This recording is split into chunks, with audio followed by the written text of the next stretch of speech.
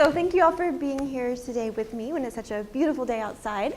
Megan pretty much just explained what my research interests are. So I'm interested in how adult-child social interactions facilitate children's cognitive development in two overlapping domains, theory of mind and language and literacy. And hopefully it will become apparent how these two domains relate to one another. But to give you an example, I'm interested in how parent-child book reading might facilitate children's theory of mind. And feel free to stop at any point if you have questions along the way. So today I'll give a brief overview of what theory of mind is, in case you're unfamiliar with the term. I'll talk briefly about a study in which I looked at mothers' mental state talk during book reading as it relates to children's theory of mind. And then I'll talk about the theory of mind intervention. So theory of mind is a pretty broad term that refers to the understanding of ourselves and other people as mental beings who have desires, emotions, beliefs, intentions, and how those mental states motivate our behavior. So it's basically just understanding how we think and how other people think, something that develops in the early childhood years, starting in infancy with the ability to engage in joint attention with others, which is really important to language learning. During the toddler years, children start to understand that people can have different desires. In the beginning of the preschool years, they start to be able to identify and label people's emotions.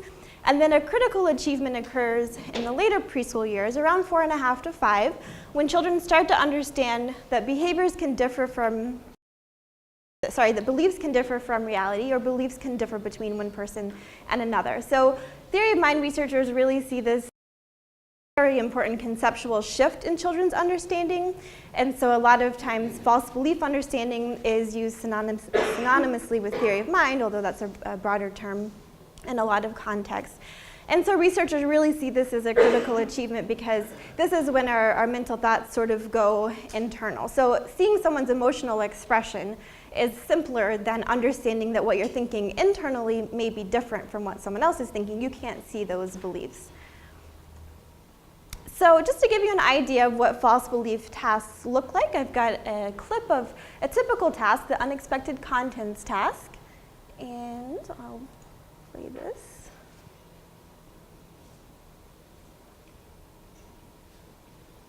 Do you know what this is? Crayons. Crayon. If I open the box, what would be inside? Crayons. Good. Let's open the box and see what's inside.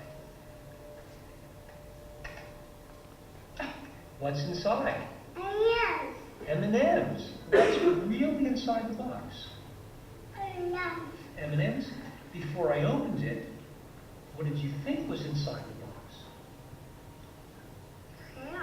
That's right. I'm going to close the box now. Now, Jenna is outside. If Jenna comes back in the room, what will she say is inside the box? Okay, so in that example, there were actually two false belief questions. There was the one about her own belief, which she got right, and the one about another belief, which she got incorrect. So that's a very basic false belief task that's used a lot in the literature. Some other examples are, the unexpected locations task, where one character moves an object while the other isn't looking. They come back into the room. You ask the child where they'll look for the object, so they have to keep in mind again where the object really is versus where they're going to look based on their belief. There's also deception tasks, similar to the change of locations tasks, but the character is trying to actively deceive another, and again, asking the child if they follow that deception. So as I talk about false belief understanding, these are the kinds of tasks that I'm talking about. So in all of my research, the theoretical perspective that I take is a social interactionist or Vygotskian perspective, which argues that children's cognitive development is facilitated by social interactions with those who are more competent than them, peers, siblings, teachers, parents. Applied to theory of mind, what's of particular interest to researchers is how parents socialize children to talk about the mind. So in this process, children internalize the language of the mind through mental state vocabulary that they're exposed to from their parents. And there's a great deal of literature showing that parents' discussion of mental states predicts children's concurrent theory of mind and later theory of mind understanding. And a lot of researchers focus specifically on cognitive state terms. Not surprisingly, those are the ones that are most consistently predictive of children's false belief understanding. Other types of mental states like emotions or desires sometimes are, sometimes not related to false belief understanding. And this is done in all sorts of contexts. It's done in naturalistic observations, in laboratory-based assessments. It's done through parent-child book reading, through discussion of parenting practices. So for example, when parents explain their child's actions or explain how it makes others feel, children tend to have better false belief understanding. So there's a large literature showing that link. In a separate literature, researchers are also interested in language, but more having to do with the child's own language understanding. And several researchers argue that children's understanding of a particular type of syntax, complement syntax, which allows a tense proposition to be embedded under a cognitive state verb, is what really drives children's false belief understanding. And that's best explained through an example.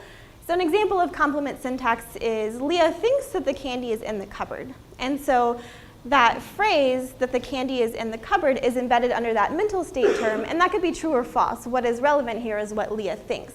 So these researchers argue that that pretty well mirrors false belief understanding, the difference between what someone's thinking and reality. And so being able to understand and use sentences like this is what drives false belief understanding. So it's really a linguistic determinism argument that complement syntax understanding must come before false belief understanding. And these researchers, this is hotly debated, so not all researchers agree with this, but researchers like de Villiers and her colleagues argue very strongly for this viewpoint. And so it's sort of surprising to me that few researchers have looked at parents' use of complement syntax, whether parents use this specific syntactic construction and how that relates to children's false belief understanding. A few researchers have looked at what they call contrastives, pretty similar to complement syntax. And so an example is this study. They did look at parents' use of contrastives between belief and reality. They also looked at children's false belief understanding, but parents produced this so infrequently that they didn't even look at or report the correlations between the two. So one reason might just be that parents really don't use this very often, is very specific. So to try to capture that in a naturalistic observation or even a book reading task might be kind of difficult. So like I said, none have looked at this in relation to children's theory of mind understanding, but to overcome that, I selected a storybook for children to read with their parents that really offered a lot of opportunities to use complement syntax based on the content of the book, which was about a misunderstanding. And so page after page, there is this difference between what a character is saying or thinking and what's really going on. And so I wanted to look at Mother's use of complement syntax during that book reading and whether it predicted children's later false belief understanding. What was also important to me too, though, was not just looking at complement syntax, but looking at whether parents directly contrasted that with what was really going on in the story. So the sentence, Leah thinks that the candy is in the cupboard, is informative, but not so much by itself. It's informative because it could be contrasted with what's really going on. And for young children in their preschool years, we sometimes need to be very explicit in sort of explaining exactly what's going on in a storybook. And so this was the kind of utterance that I was looking for in these book reading interactions. So the first hypothesis was just that Mother's mental state vocabulary, in particular cognitions, would predict children's later false belief understanding, which would just replicate the prior literature, but that specifically Mother's use of complement syntax, especially when contrasted with reality, would predict children's false belief understanding. And this was a short-term longitudinal study, so it was 6 months later when we were looking at their false belief understanding the second time. So these were 3.5 to 5.5-year-olds in the Columbus and Lima area, primarily middle-income, middle-class families who were well-educated. 52 of the mother-child dyads came back 6 months later, so those will be the ones I focus on in the analyses. So this was the basic design. There were several control variables. So in these studies that look at parents' mental state talk and children's false belief understanding, they often control for things like age and language because those are highly correlated with children's false belief. I looked at frequency of book reading in this study just because that's the context I was looking at. But importantly, I looked at children's initial false belief understanding too. So researchers don't often do this, sometimes just because the studies aren't longitudinal, but that's really important because we want to make sure that any variable that's entered after those control variables is predicting the change or growth in children's false belief understanding. So we're looking at the false belief understanding at time 2 after controlling for where they were to begin with. Oops. So the book that I selected is called Mr. Peek and the Misunderstanding at the Zoo. So as the title suggests, it involves a big misunderstanding that is carried out throughout most of the pages in the book.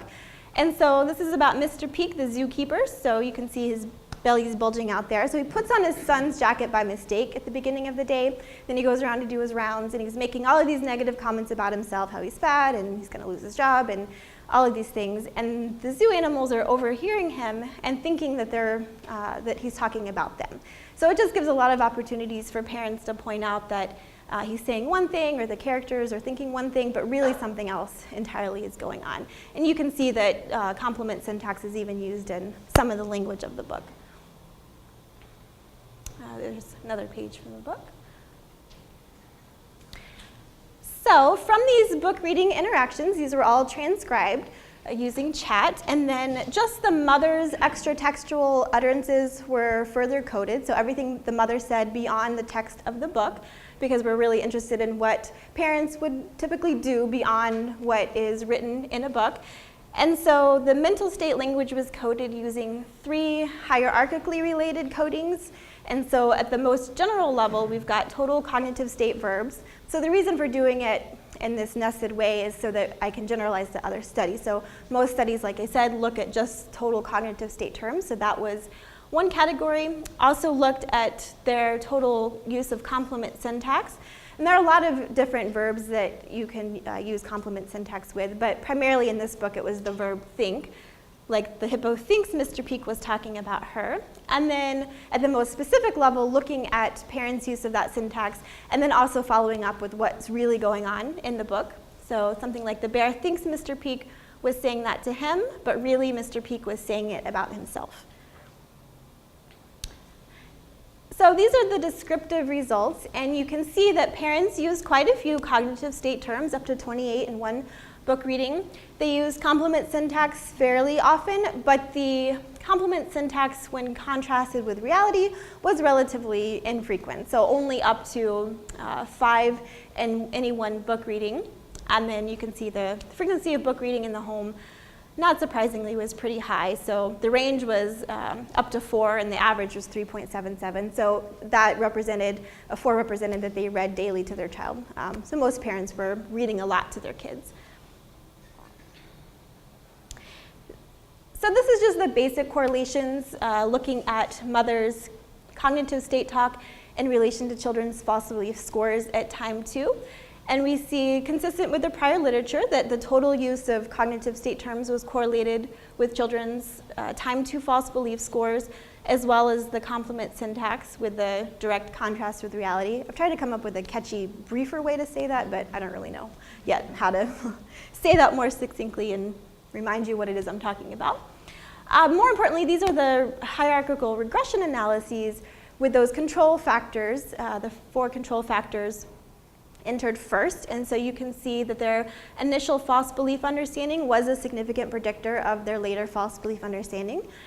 And then after controlling for those 4 variables, mother's complement syntax with that contrast was still a significant predictor, even after controlling for those 4 factors, which is a pretty conservative approach, especially given the smaller sample size.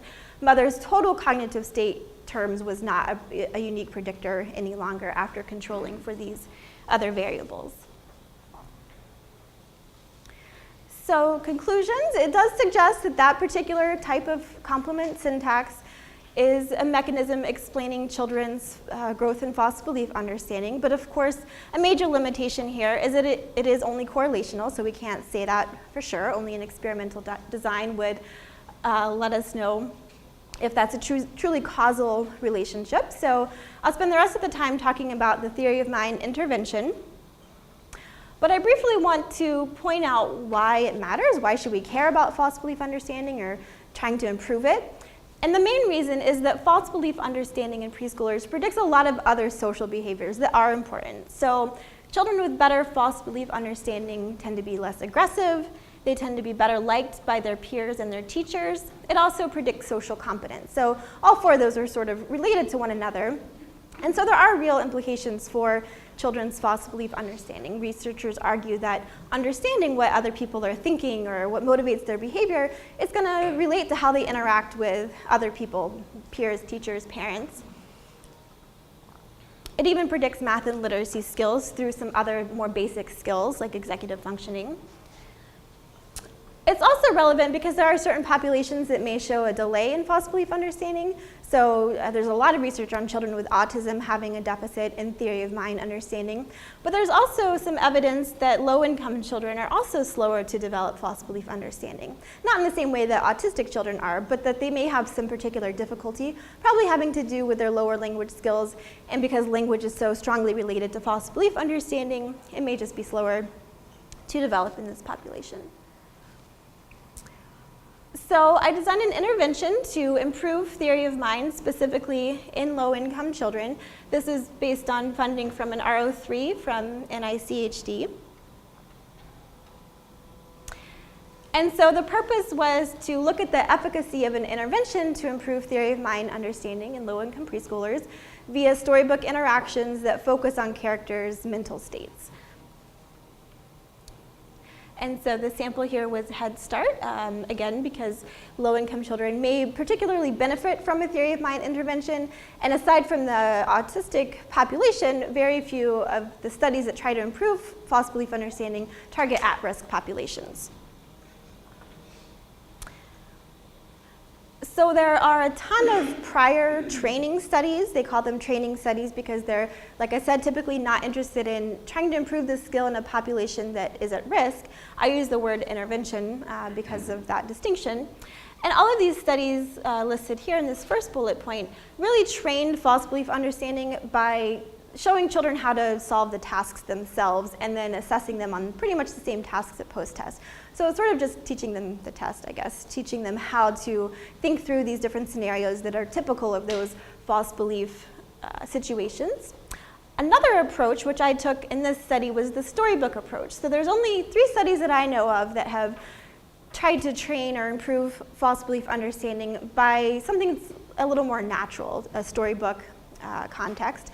The first 2 were successful, the third one was not in improving children's false belief understanding.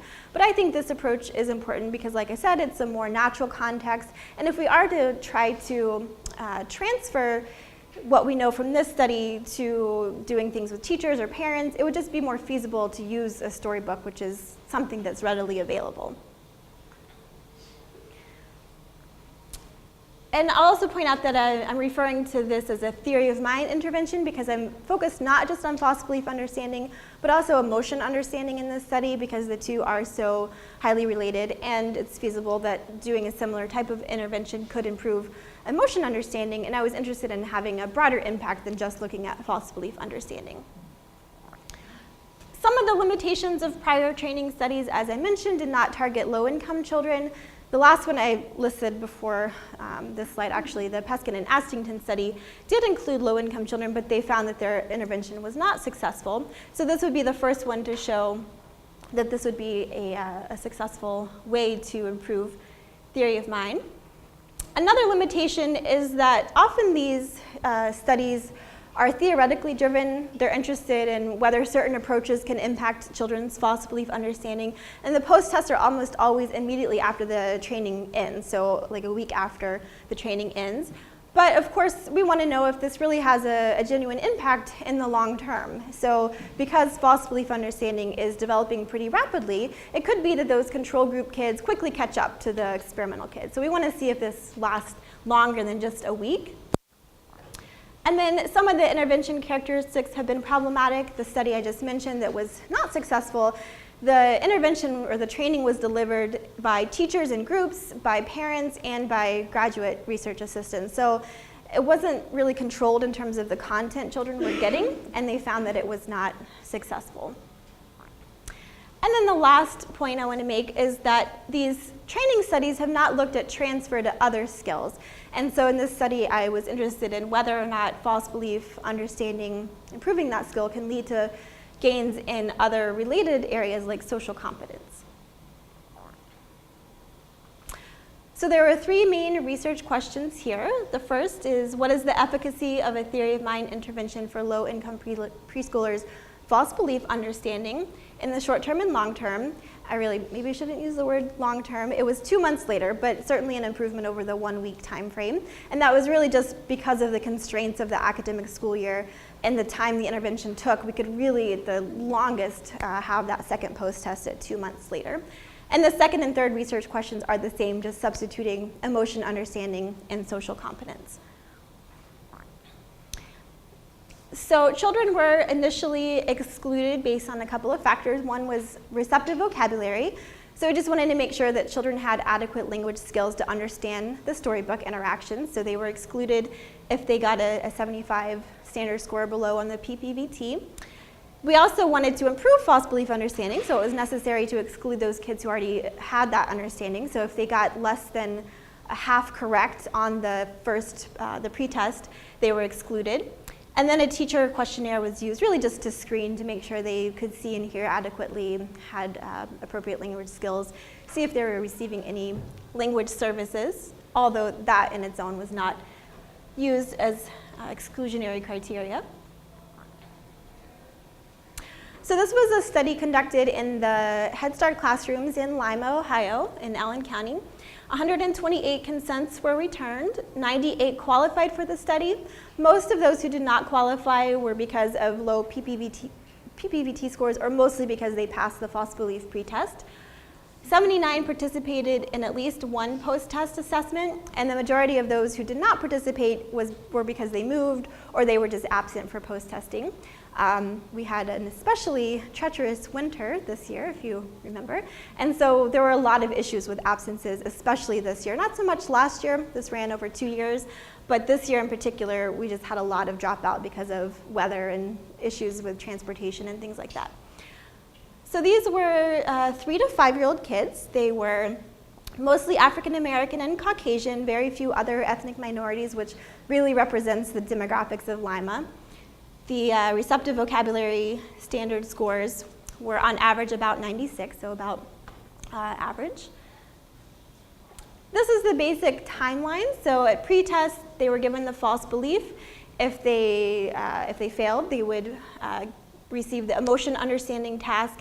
And then social competence was measured through teacher questionnaire. So at this point, teachers were given the questionnaire to fill out about each child in their class, and we did limit it to 6 kids per class maximum, so teachers were not overwhelmed with paperwork.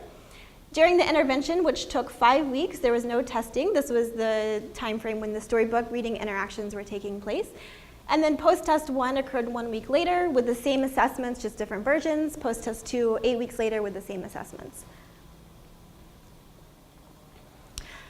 So I've already given you an idea of what false belief tasks look like, and I've got one to add here. So these are pretty simple, the ones I already covered, just because they require pretty much a one-word response like the one you saw in the video. And so we added the false belief explanations task. This requires children to actually explain a character's false belief. So in this example, they're shown a couple of pictures. This little girl sees a ball on the floor. They're told that it looks like candy.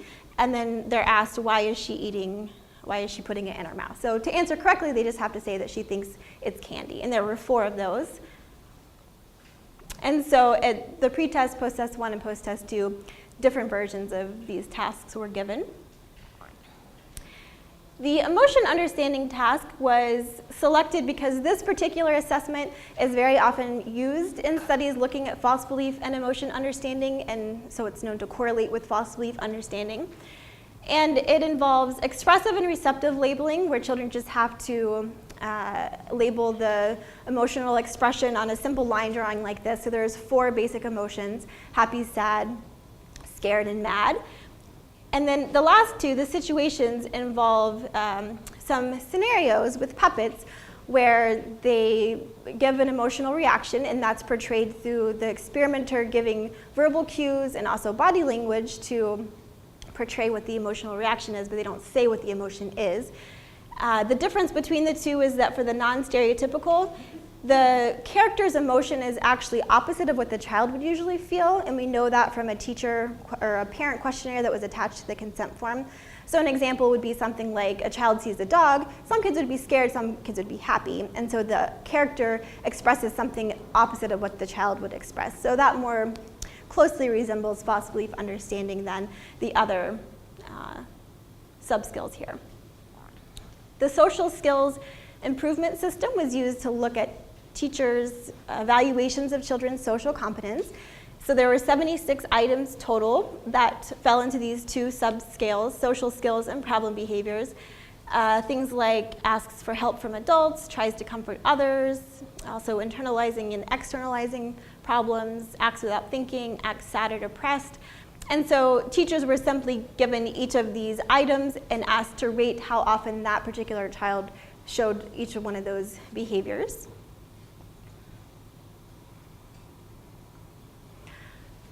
So after the pre-testing, children were assigned to one of 3 groups. So they were balanced for age, gender, and classroom. Because this was a relatively small sample size, it was important to try to have some control over the characteristics in the different groups.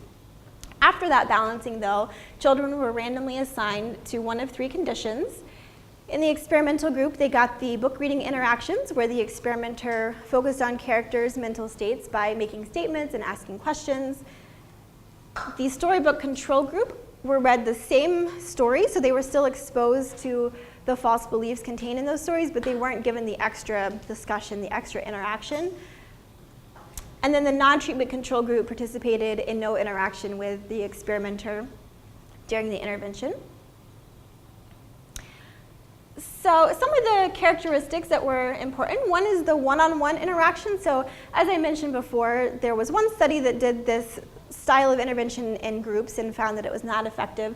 However, the other 2 that I mentioned did have one-on-one interactions and found that this was effective. So that seemed to be an important component to really make sure that you can gauge the child's interest and attention and make sure they're really getting what you're talking about. These were commercially available books. Again, I think that's important because if we are to try to extend this to other people, teachers or parents, I think it's relevant to do this with something that's already existing. A lot of theory of mind studies have laboratory-based tasks, things that researchers generated, and so I thought it was important to use these books that are already out there. There's a lot of books out there that talk about false beliefs, but these books are books that really have that as a central theme, like the Mr. Peak book that I mentioned. So it's not just that it has a surprise ending or there's one page where they could talk about false beliefs. It's something that is throughout the entire book. It's a theme about deception or a misunderstanding or trying to throw someone a surprise. The experimenter, who was always the same across all of the book readings, provided an introductory and a summary statement to give the child an idea of what the book was going to be about, to ask them questions, get them engaged, try to relate it to their own personal experience. And then there were statements and questions about characters' mental states. And I should mention this happened over a span of 5 weeks, so about 3 books per week.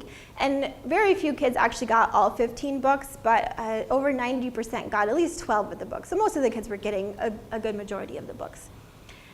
And then another important component was that the experimenter provided confirmations and corrections to children. So that's important because other researchers have shown that children improve more on false belief understanding when they're given feedback about whether their answers are right or wrong during the intervention, and allow the child to sort of actively engage in thinking about the character's mental states. And I love children's literature, so it was really fun to find all of these books that have all of these false beliefs in them. It's not that easy to find books that have that as a recurring theme. So here's an example of a question from The Scariest Thing of All, which is about a bunny who thinks there's something scary, but it's really his tummy rumbling. So what is really making the roar noise? And then the child would respond. The experimenter would either confirm or correct the child, and then say Pip thought it was something scary, but it's really his tummy making those noises. So there's that use of the complement syntax again with the contrast with reality. And then this is a book about a friend trying to throw another friend a surprise party. So the experimenter says, did she know that Houndsley was throwing her a surprise party? No, she didn't know about Houndsley's surprise for her. So again, because the groups were relatively small, little over 20 in each group, there were some preliminary analyses to make sure there were no group differences at the onset of the study, and there were not on the pretest measures or any other relevant characteristics like age or language skills. So the first research question was about false belief understanding. There was a significant time by group interaction here. So children in the experimental group, the top line here, did show significant gains over the non-treatment control group at post-test 1 and post-test 2. There was a marginally significant difference with the storybook control, but only at post-test 1. And so it does seem that this approach works in improving children's false belief understanding relative to kids that didn't get any kind of intervention in the meantime. And again, this is a skill that's pretty rapidly developing at this time. So to sort of give them a little boost and to extend that into the 2-month time period is a positive finding. There was no significant time by group interaction for the emotion understanding test. The scores only range from, or go up to 36. And so you can see here that one issue is that even at post-test 1 and post-test 2 with the non-treatment control group, the one at the bottom, they're scoring over 30 on average. So there was a ceiling effect, or they were near ceiling on this task, which I think is a major issue with this particular assessment. And then the third research question looked at social competence. This was looked at individually between the two subscales because we would expect social skills to be negatively related to problem behaviors. There's no significant time by group interaction here or for the problem behaviors. And for most of these, there is a significant effect of time. So kids are generally improving on these skills over time. It's just that the intervention was only effective at improving children's false belief understanding. So in summary, this study does suggest that adult-child mental state talk is a mechanism for explaining children's growth in false belief understanding in particular. It also seems that children's active participation, getting them involved in the storytelling, is an important ingredient of this approach. And so another way to look at that, we looked at children's responses in the experimental group only to the questions that were asked, and there was a really strong correlation between the accuracy of their responses and their false belief understanding at the post-test. So the kids, even within the experimental group who were getting those questions right, had better false belief understanding at the end of the study. So this replicates the two prior training studies that have used the storybook approach. The first one also used commercially available text, the second one did not, and extends those findings by showing that this is effective with low-income preschoolers in particular, and that there are gains at least over a 2-month time period. Ideally it would be longer, but again, that was just the constraints we had to work with. In terms of the emotion understanding, there are some limitations to the task that was used. So as I mentioned before, this particular task was chosen because it is related to preschoolers' false belief understanding. However, because they were near ceiling, it seems that this task was just a little bit too easy for them. So if done with younger preschoolers, I believe that it probably would be effective because other training studies that have focused just on emotion understanding have shown a similar approach to be effective with younger preschoolers. Again, that task is just looking at emotion recognition, which is not all that difficult because remember, the experimenter is always expressing the emotion in their body language. The child just has to pick up on what emotion they're expressing. But just like theory of mind understanding is broad, emotion understanding is broad too. It's not just recognizing other people's emotions. So Pons and colleagues have another assessment that is appropriate for 3 to 11-year-olds that assesses all sorts of different types of emotion understanding beyond just recognizing emotions. So an example is understanding that people don't always express their true feelings. So you may be happy on the outside, but really you're unhappy about some event that's taking place. And then when we look at older kids using that type of assessment, other researchers have found that training studies assessing those more advanced types of emotional understanding are also effective. So there's a lot of evidence to support that this type of approach would be effective to improve emotion understanding. We just didn't capture the right time frame with this particular study. And recall that we excluded kids who passed false belief understanding, but we didn't exclude them if they passed emotion understanding, because that would have just limited our sample size too greatly. And then for social competence, a lot of researchers have argued that there's a basic skill underlying the relationship between false belief and social competence that has to do with perspective taking and understanding people's mental states. And that's led some to argue that false belief understanding should cause improvements in social competence. And we didn't see that here, even though we did focus on those things, perspective taking and mental state understanding. And so it seems that a theory of mind intervention may just be too specific to generalize the social competence. So we weren't targeting the specific skills that teachers were asked to rate children on, things like how well they get along with others, can they follow directions, can they not be impulsive. And so it just may not transfer to that skill, or at least not in the short time frame that we looked at. It also may be that interventions need to be more specific to contexts in which children use those social competence skills. So these researchers conducted a similar style of study where they had teachers read storybooks in the classroom, and they discussed problem behaviors or social competence type behaviors with children and how they would react. So things like controlling your anger, listening to your teacher, all of those things that are important for good social interactions with your peers and teachers. And they really brought it down to the child's level in terms of asking the children to apply it to their own situation. So how would you react if this happened to you? Which we didn't really do a whole lot of in this intervention. And they showed that this was effective in improving social competence. And maybe also that the teacher assessments are not the best tool to measure social competence. So one of the limitations here was also the low teacher participation rates. I'm not really sure why that was. In the first year, we actually had really great success, and then in the second year, for some reason, teachers were just not as able to participate. Although every single teacher consented to participating, a lot of them, I think, due to time constraints, didn't return the social competence forms. But I don't think that that's really the only reason we didn't find effects here. So other researchers have taken different approaches. So for example, doing direct observations in the classroom to see for themselves how are children interacting with their peers and their teachers. We originally intended to do that, but quickly realized that that was just way too time consuming and not possible within the constraints of the study. Another approach is to do more direct assessments, like the false belief or emotion understanding assessments, where you give kids brief vignettes and ask them how they would react in that situation, sort of a self-report of what their social competence skills are. So why is this work important? So I think it's important because there are individual differences in false belief understanding in preschoolers, but we continue to see individual differences into the later childhood years with second order false belief, understanding irony, sarcasm, being able to read others' emotions.